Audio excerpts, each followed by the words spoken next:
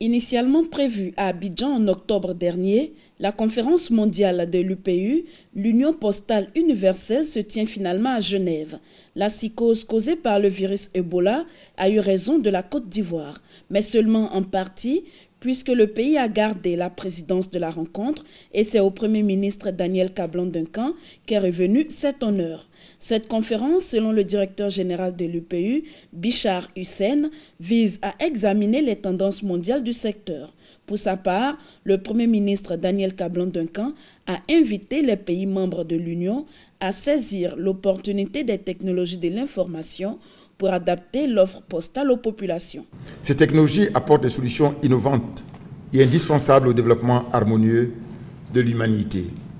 Sachons donc en user pour un service postal moderne, prospectif et qui tient lieu de vecteur pour un développement durable et inclusif. Daniel Kablan-Duncan a également annoncé la candidature de la Côte d'Ivoire pour abriter le congrès 2020 de l'UPU. La Côte d'Ivoire veut demeurer parmi les acteurs du changement dans ce monde, en constant mouvement, et participer à côté de l'UPU à la construction de la poste du futur.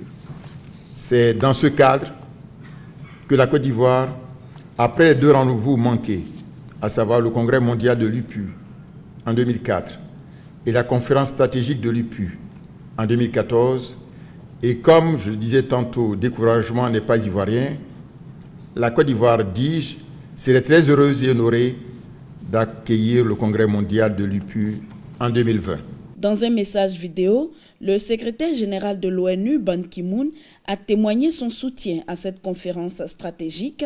Il a souhaité que 2015 soit l'année de l'action mondiale. Présente avec les acteurs clés du secteur postal, la Côte d'Ivoire entend tirer le meilleur profit de cette rencontre. Nous avons plutôt bon espoir.